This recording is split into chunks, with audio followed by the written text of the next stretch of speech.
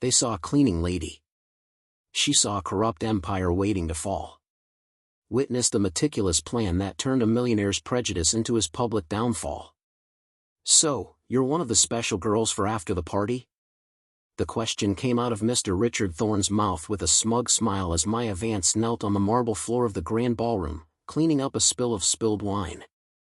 Maya looked up slowly, her 26 years of life having taught her to recognize that tone instantly. Around her, Manhattan's most exclusive charity event was in full swing, with billionaire businessmen celebrating another night of charity that cost more than many families' annual salaries. Richard Thorne, CEO of Thorne Industries and heir to a $400 million fortune, leaned slightly toward her. His impeccable tuxedo and $200,000 watch contrasted starkly with the simple cleaning uniform Maya wore.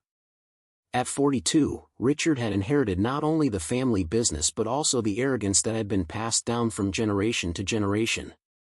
"I'm sorry, sir, but I'm a member of the cleaning staff," Maya replied, keeping her voice steady despite her heart racing with indignation. She knew that look, the same one she had seen since she was a child growing up in the Bronx housing projects, where people like Richard saw her only as an object or a servant. "Oh, of course you are," Richard laughed, lowering his voice even more and approaching her intimidatingly. "I like that discreet approach. Very professional." The people at the organization said there would be special entertainment after the official event. "How much do you charge for the whole night?" The ballroom continued its dance of hypocrisy around them. Baccarat crystals reflected the lights of the chandeliers as New York's elite pretended to care about social causes, drinking champagne that cost more than Maya's monthly rent. No one paid any real attention to the scene unfolding before them. A black woman being humiliated was just an invisible part of the landscape to these people. The silence that followed was like a slap in Maya's face. Around her, other guests began to pay attention to the scene, some hiding malicious smiles, others simply ignoring it as if it were a natural part of that world of privilege. A senator's wife whispered something in her friend's ear, both laughing discreetly as they watched. Maya Vance had grown up as the only black student in many of her classes. After winning a scholarship, she graduated from Columbia University with a degree in business administration, while working 3 jobs, including cleaning offices at night. Every degree, every achievement, every barrier broken, and yet here she was, reduced to a sex object by a man who had probably inherited more money than she would ever see in her lifetime. "Mr. Thorne," she said, standing up slowly and looking him straight in the eye, "I'm afraid there's been a misunderstanding. I'm an employee hired to keep this event clean and organized, nothing more." Richard's response was even more humiliating. He took a $100 bill out of his pocket and held it out to her, making sure other guests nearby saw the gesture. "For the embarrassment, sweetheart. And when you change your mind about the extra services, look me up. I have a suite at the Pierre Hotel. $300 an hour would be a fair price." A group of executives nearby began to laugh openly. "Typical, Richard," one of them commented. "Always to the point," another added. "At least he's generous." The laughter echoed like knives in Maya's pride. But something interesting happened at that moment. Instead of lowering her head or running away in humiliation, Maya stood tall, her eyes fixed on Richard with an intensity that made him feel inexplicably uncomfortable. There was something about that look that didn't fit a simple cleaning lady, a sharp intelligence, an unshakable dignity. "Thank you for the offer, Mr. Thorne," she said with disturbing calm. "But I have principles that money cannot buy." Her voice carried an educated accent, too refined for someone who should be mopping floors. Richard frowned, momentarily confused. There was something wrong with that answer, with her posture, with the way she looked at him without fear or submission. Women in her position usually humbled themselves further or burst into tears. This one seemed different. What Richard Thorne couldn't imagine was that the woman he had just humiliated wasn't just another cleaning lady trying to get by. Maya Vance had 2 college degrees, spoke 4 languages fluently, and more importantly, carried something in her purse that would soon become the arrogant millionaire's worst nightmare. As he walked away laughing with his friends, making jokes about helping the community in creative ways, Maya stood motionless for a moment, the $100 bill still extended toward him like a final insult. But her eyes showed no defeat, they shone with a determination that only exists in those who have weathered far worse storms and learned not only to survive but to thrive.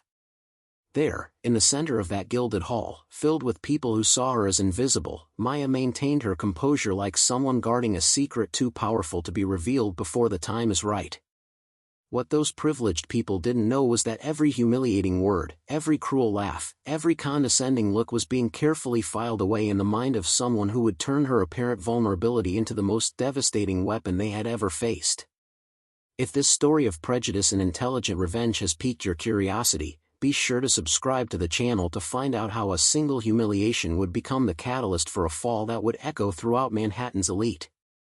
In the days following the event, Maya's humiliation spread through Manhattan's social circles like wildfire.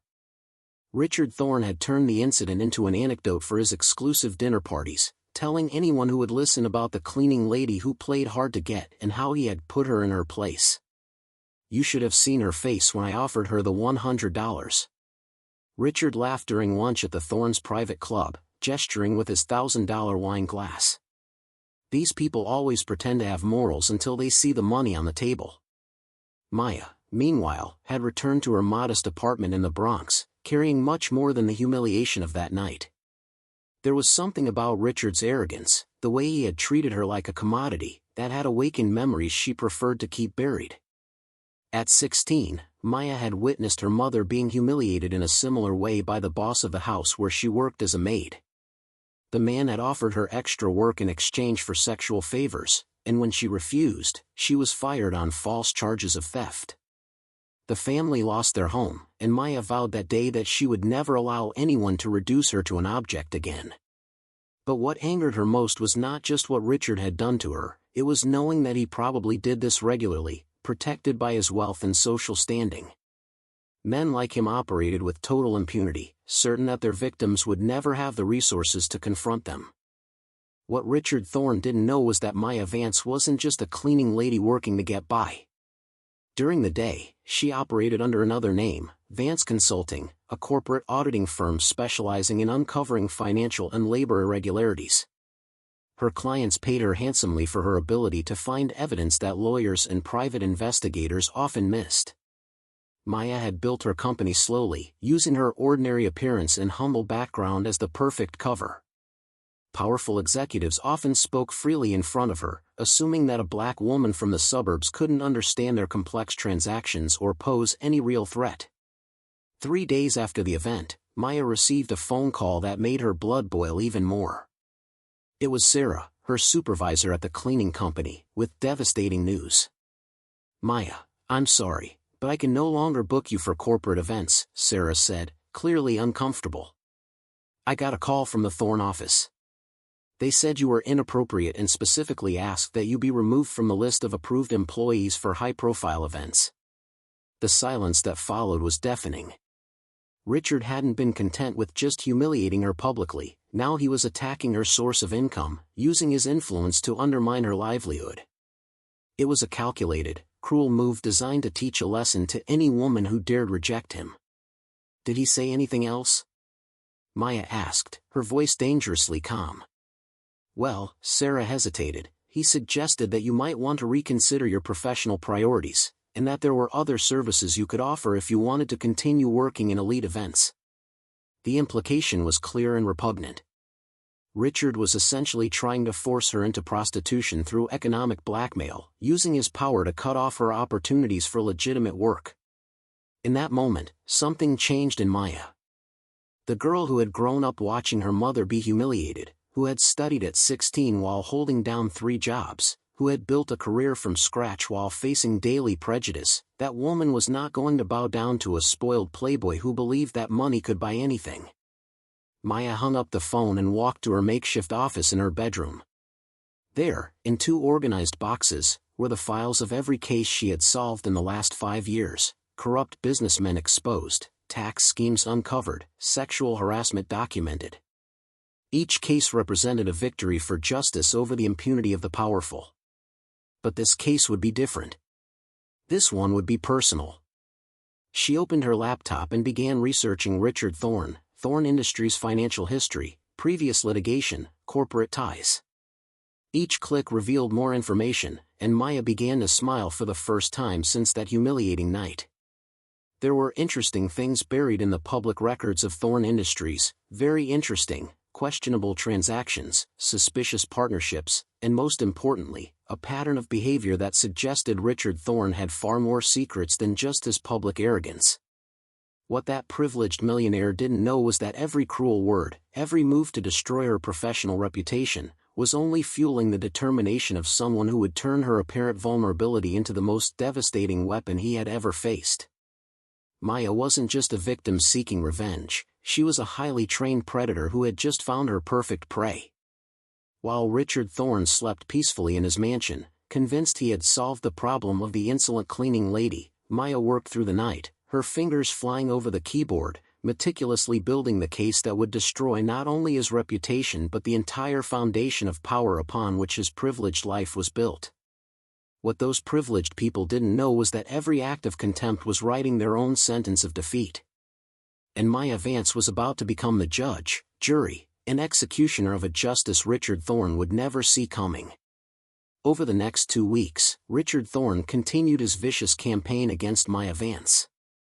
Not content with merely ruining her opportunities at the cleaning company, he used his influence to spread malicious rumors throughout Manhattan's social circles. "I hear that cleaning lady is trying to sue Richard," Eleanor Jenkins commented during a charity dinner at the Plaza Hotel. "How pathetic. She's clearly after easy money." "Typical," replied Chloe Roberts, adjusting her $100 pearls. "These people always try to take advantage of successful men. Fortunately, Richard has the resources to defend himself."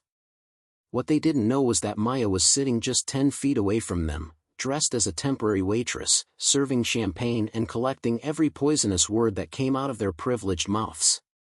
Every insult was carefully memorized, every name mentally noted. Maya had gotten the job through a different agency, using a fake name. Her strategy was simple: infiltrate events where Richard and his friends gathered, becoming invisible again to gather information that could be useful. It was during one of these events that she met Mr. Julian Hayes, a 45-year-old black lawyer who had built his career defending victims of corporate discrimination. Julian was at the event as a guest, but Maya recognized him immediately. She had read about his famous cases against powerful executives. "Excuse me," Maya said, approaching him discreetly during a break. "I need to talk to you about something important." Julian looked at her closely. There was something about the young waitress's demeanor that didn't match her apparent role. "I'm listening." "Not here," Maya whispered discreetly, handing him a business card. "Call this number tomorrow. It's about Richard Thorne and a pattern of behavior that needs to be exposed." That same night, Richard did something that would seal his fate. He posted a photo of the event on his social media with a caption, "Excellent charity dinner tonight. I love how our city manages to keep certain people in their place. The natural order of things always prevails." The post received hundreds of likes from his elite friends, but for Maya, it was the final piece of evidence she needed. Richard's arrogance had reached the point where he was publicly documenting his prejudiced mindset. The next day, Julian called Maya as agreed. They met at a discreet cafe in the Bronx, far from the prying eyes of Manhattan. "Tell me everything," Julian said, turning on his recorder with Maya's permission. For 2 hours, Maya recounted every detail of the humiliation in the grand ballroom, the attempts to sabotage her career, and most importantly, she revealed her true identity as a corporate audit consultant. "I've documented everything," Maya said, showing Julian a folder filled with evidence, social media printouts, recordings of conversations where he admits to intentionally undermining me, testimonials from other employees who witnessed the initial humiliation. Julian flipped through the documents, his interest growing with each page. "This is substantial, Maya. Very substantial. But you said there's more?" Maya smiled for the first time in weeks. "During my investigations into Thorne Industries, I uncovered some interesting irregularities, suspicious government contracts, underbilling, and most importantly, a pattern of discrimination against minority employees that dates back 10 years. Are you telling me you have evidence of systematic discrimination? I'm telling you I have enough evidence to not only sue Richard Thorne for harassment and retaliation, but to open a full federal investigation into his business practices, Maya replied, pulling a flash drive from her pocket. It's all here: financial documents, internal emails, buried audit reports. Julian leaned back in his chair, impressed. How did you get access to all this? Let's just say that when you're consistently underestimated, people tend to leave important information exposed, Maya said with a cryptic smile. Powerful executives rarely imagine that the simple cleaning lady has a background in financial analysis and connections in corporate auditing. Meanwhile, Richard Thorne went about his normal life, completely oblivious to the storm brewing. That same afternoon, he posted another arrogant comment on his social media about maintaining quality standards at his company, unaware that every word was being carefully documented. He has no idea what's coming, Julian said, closing the folder containing the evidence. Maya, what you've built here isn't just a case of individual discrimination, it's a bomb that could bring down the entire corrupt structure he represents. Maya nodded, her eyes shining with a determination that only exists in those who have turned pain into purpose. Julian, I grew up watching my mother being humiliated by men like Richard Thorne. I swore that when I had the power to fight back, I wouldn't let any opportunity for justice slip through my fingers. So you're prepared for war? Julian asked, extending his hand. I was born prepared, Maya replied, shaking his hand firmly. What Richard Thorne couldn't imagine was that his constant arrogance and complete underestimation of Maya had created the perfect conditions for his own destruction. Every social media post, every cruel comment, every attempt at sabotage was being meticulously documented by someone who not only had the skills to take him down but also the strategic patience to wait for the exact moment to strike. While Richard slept peacefully in his mansion, convinced that he had solved the problem of the insolent cleaning lady once and for all, Maya and Julian worked through the night, building a case that would not only destroy his reputation but expose the entire network of privilege and corruption upon which his life was built. For a moment, when Richard published that last arrogant post, all his followers laughed and agreed with his comments about natural order, but those who know the true power of justice know that it grows precisely in silence, fueled by the patience of those who know how to wait for the right moment to completely rewrite the rules of the game.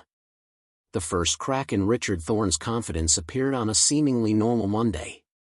He was in his executive office reviewing contracts when his assistant, Maria, entered, looking visibly nervous. Mr. Thorne, there are some reporters in the lobby. They say they want comment on a story that's coming out tonight on CBS Investigative. Richard frowned. About what? Something about discriminatory practices at Thorne Industries in a federal lawsuit that was filed yesterday. Richard's blood ran cold. What federal lawsuit? Before Maria could answer, his phone rang. It was his personal attorney, Mr. Robert Stone, with a voice he had never heard before, pure panic. Richard, we need to talk immediately.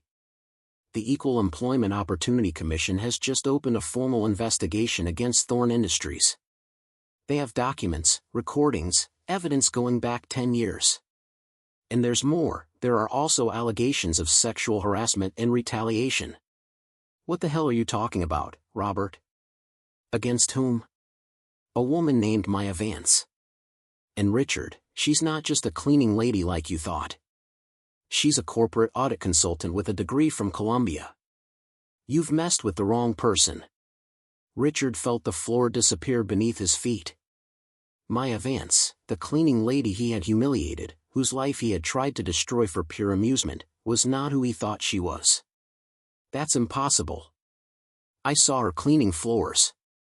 Richard, she's documented everything. Every conversation, every social media post, every attempt you made to sabotage her professionally. What's more, she's found financial irregularities at the company, overpriced contracts, bribery of government officials, systematic discrimination against minority employees. At that moment, Richard received a notification on his cell phone. It was a link to Twitter. With trembling hands, he clicked and saw his worst nightmare materializing in real time. Thorne exposed was among the most talked about topics. Screenshots of his arrogant messages, recordings of conversations where he admitted to sabotaging Maya to teach her a lesson, videos of employees reporting years of discrimination at the company. But what destroyed him completely was seeing the video Maya had secretly recorded during the charity event. There he was, clearly audible, offering money for sexual services and making degrading comments about keeping certain people in their place. The video already had 2 million views and was being shared by celebrities, politicians, and civil rights activists. Richard frantically called Mr. Julian Hayes, the lawyer who had appeared alongside Maya at the press conference that was now being broadcast live on CNN. "Dr. Hayes, we need to talk. I can explain everything. It was a misunderstanding." "Mr. Thorne," Julian's voice was ice cold. "My client has no interest in negotiating with you. This afternoon, we will be filing a $50 million lawsuit for emotional distress, defamation, and retaliation. And that's just the beginning." $50 million? That's ridiculous. Ridiculous is you using your position to try to force a woman into prostitution through economic blackmail. Ridiculous is you posting publicly about keeping people in their place. Ridiculous is you underestimating someone who has more integrity and intelligence in one finger than you have in your entire privileged body. While Richard tried to process the magnitude of his downfall, Maya appeared on television, giving a live interview to Sophia Green. She was flawless, eloquent, dignified, devastatingly intelligent. "Mr. Green," Maya stated, "I grew up watching my mother be humiliated by men like Richard Thorne, men who believe that money buys them the right to treat other human beings like objects. I have built my career helping to expose this kind of corruption, because I believe that no one is above justice. And what would you say to Mr. Thorne now?" Maya looked directly into the camera, her eyes shining with a strength that transcended any personal vengeance. "I would say that every person he humiliated, every employee he discriminated against, every woman he objectified, now has a voice. And that voice will no longer be silenced by money or intimidation." Meanwhile, Richard's phone wouldn't stop ringing. Investors were canceling contracts, business partners were cutting ties, and high society friends were avoiding his calls. In a matter of hours, his carefully constructed empire was crumbling live on national television. Eleanor Jenkins, who had laughed at Maya's attempts to extort money from Richard, now appeared on another channel, publicly distancing herself. "I always knew there was something wrong with Richard Thorne. We in society do not tolerate that kind of behavior." The hypocrisy was so blatant that even Richard, in his despair, recognized the bitter irony. The final blow came when Maya published a document she had found during her investigations, an internal Thorne Industries memo instructing supervisors to find creative reasons to fire minority employees who did not fit into the company culture. The evidence was signed by Richard Thorne himself. As the revelations piled up and the masks came off, one question echoed across every news channel: how had such a powerful man so underestimated a woman who was now rewriting not only her own story but exposing an entire network of privilege and corruption that had operated in the shadows of American high society for decades? 6 months after the devastating expose, Maya Vance's life had been turned upside down.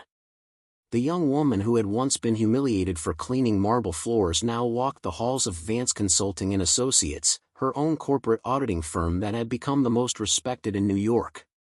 "Ms. Vance," her assistant announced over the intercom, "we have 3 new companies requesting our services this week." Her assistant handed her a folder with contracts. All of them specifically cited the Thorne case as the reason for seeking us out. Maya smiled, looking out the panoramic window of her office in downtown Manhattan. Ironic how that humiliation had become her best advertisement. Companies now paid substantial sums to ensure they didn't have Thorne problems buried in their operations. The lawsuit against Richard had resulted in a landslide victory, $50 million in damages, but more importantly, a fundamental change in federal labor laws. The Thorne Act now protected employees from retaliation for discrimination, and Maya had become the national face of that fight. Richard Thorne, meanwhile, had lost everything. Thorne Industries was sold to pay fines and damages. His $400 million fortune evaporated in lawsuits and settlements. he now lived in a modest apartment in Queens, working as a freelance consultant when he could find clients willing to overlook his ruined reputation. His presence on social media had become a classic example of how not to treat employees. Business students used his case as a study in the consequences of corporate prejudice. "Daddy, why is that lady on TV talking about you?" asked Alex, now 3 years old, during one of the rare visits Eleanor allowed. Richard didn't know how to explain to his son that he had become synonymous with corporate injustice. Channel 7 regularly aired Maya's story as part of a series on overcoming adversity and social justice. That same afternoon, Maya received an unexpected call. "Miss Vance, this is Dr. Olivia Hayes. I have some interesting news. Richard Thorne tried to get a job at our firm." "Really?" Maya laughed genuinely. "He was, of course, turned down immediately. But I thought you might like to know that he mentioned your name during the interview. He said he learned a valuable lesson and that he deeply respected your professionalism." "He respected my professionalism?" Maya repeated, savoring the irony. "How interesting. Learning to respect people after losing everything." The transformation in Maya's life had transcended the professional realm. She had bought her mother a house in Jamaica, paid for 3 nephews to go to college, and established a foundation to support domestic workers who were victims of discrimination. Her most recent cases included exposing a labor exploitation scheme in Millionaire's homes and investigating a network of employers who shared blacklists of employees based on racial prejudice. "Dr. Hayes," Maya continued, "I think Mr. Thorne really learned something important. Unfortunately, he learned it too late." 3 days later, Maya was speaking at a university when a student raised her hand. "Miss Vance, have you ever felt the urge to take personal revenge on the man who humiliated you?" "Personal revenge?" Maya thought for a moment. "No. The best revenge was to build something bigger than he could ever imagine. While he lost everything because of his prejudices, I gained a career, a life mission, and the satisfaction of knowing that my story protects other people." The audience applauded enthusiastically. Maya had become a symbol of how to turn injustice into purpose, humiliation into motivation. That night, while reviewing contracts in her office, Maya received a message on LinkedIn. It was from a young black lawyer. "Miss Vance, your story inspired me not to give up when I faced discrimination at my office. Today I got my promotion. Thank you for showing me that truth and determination always win." Maya smiled as she put her phone away. This was the true measure of her success, not just her own transformation, but how many other lives she had positively impacted. Richard Thorne had tried to destroy her based solely on the color of her skin and the assumption that people like her couldn't defend themselves. Ironically, by attacking her, he had given Maya all the tools she needed to build an empire based on protecting others like her. Justice had been served perfectly. While Richard humbly learned that prejudice has devastating consequences, Maya thrived, proving that true strength lies not in subjugating others, but in lifting them up. Sometimes the best revenge isn't destroying those who hurt you, it's building something so great that their evil becomes completely irrelevant. Richard tried to humiliate a cleaning lady and ended up creating one of the most respected investigators in the country. If this story of transformation and justice touched you, subscribe to the channel and leave a comment. Have you ever faced a situation where you had to prove your worth to someone who underestimated you? Share your experience. Stories like Maya's prove that our origins never determine our destiny, only our determination.